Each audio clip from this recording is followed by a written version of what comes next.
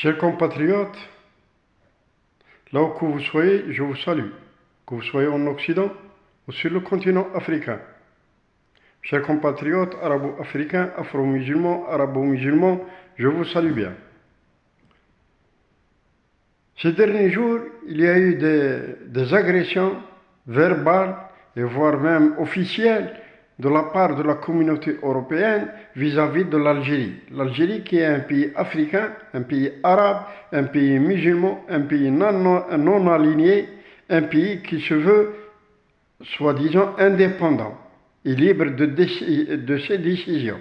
Alors, l'impérialisme américain, le sionisme international et le néocolonialisme occidental, c'est-à-dire le triangle du mal, les forces du mal, alors s'appuient sur le Parlement européen pour édicter,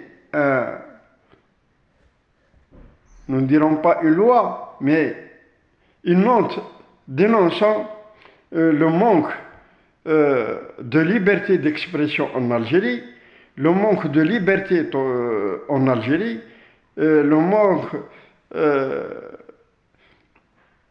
de la liberté de presse et les emprisonnements de certains journalistes. Or que l'Algérie ne s'immisce jamais en tant que pays africain, en tant que pays arabe, en tant que pays musulman, en tant que pays non aligné aux affaires intérieures des pays européens ou d'autres pays. L'Algérie, pour ses principes, elle est accusée à tort et à travers. Parce que l'Algérie, depuis son indépendance, s'active à aider les pays colonisés, à aider les pays agressés, à aider les pays conquis par la force à se libérer du joug colonial et de l'impérialisme américain et du sionisme international. C'est pour cette raison-là, uniquement pour cette raison-là, que l'Algérie est visée en tant que pays africain. Et bien sûr, elle est visée en tant que pays africain parce qu'elle ne veut pas, elle qui est la porte de l'Afrique, elle ne veut pas que l'Afrique soit agressée, soit violée, soit occupée. Nous en avons marre de l'occupation étrangère en Afrique. Et l'Algérie a dit non. Et elle a dit non à l'Europe qui veut spolier les richesses africaines. Oui, les multinationales occidentales, BP, Shell, Areva, Total, EDF, Elf, etc. Et ce sont des centaines de multinationales européennes. Moi, je n'ai cité que les plus grandes, ou celles qui sont parmi les plus grandes, à s'activer à la violation des richesses africaines depuis des décennies et des décennies. Alors que l'Algérie a déclaré officiellement que l'Afrique doit être indépendante. Et les Africains eux-mêmes le disent maintenant, avec leur jeunesse, au Mali, au Burkina Faso, au Tchad, au Niger, au Mali, et dans plusieurs pays africains, et même en Afrique du Sud, les Africains dénoncent l'hégémonie occidentale, l'impérialisme américain et le sionisme international. J'ai entendu sur les réseaux sociaux une déclaration d'Éric Ciotti, parlementaire français, et c'est un franco-sioniste, bien sûr, dire que s'il est élu président de la République, il va reconnaître la marocanité sur le Sahara occidental.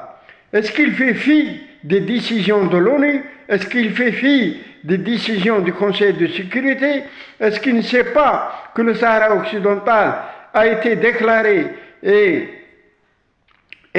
un pays qui n'a pas exercé l'autodétermination et qui était sous occupation espagnole et que l'ONU lui a accordé le droit de s'autodéterminer?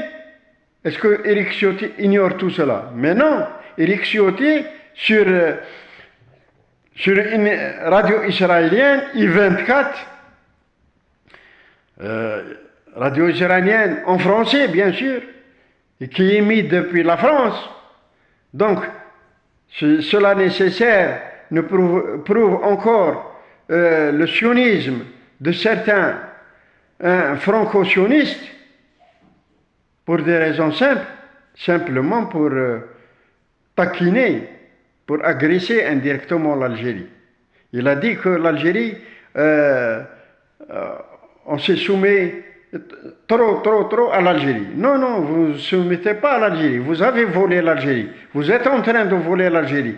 Vous avez exploité l'Algérie. Vous avez exploité le sous-sol algérien. Vous avez exploité l'espace algérien. Vous avez exploité les marins, les fonds marins algériens.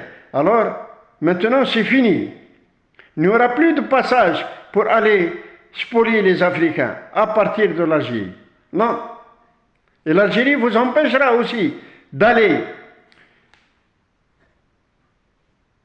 en Afrique par l'intermédiaire de la Libye, de la Tunisie, de l'Égypte même.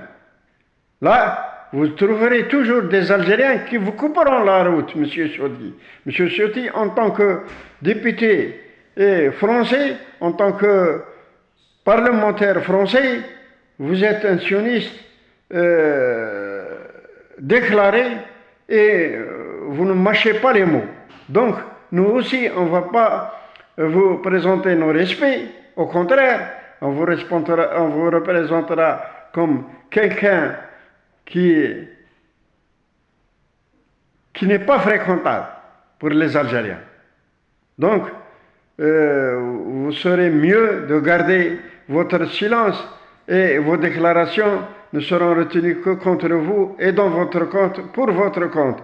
Parce que si demain vous serez élu président de la République française, et ça ne va pas arriver, parce que vous êtes les mêmes dans la droite et l'extrême droite, fasciste, xénophobe, raciste et anti-arabe, anti-musulman.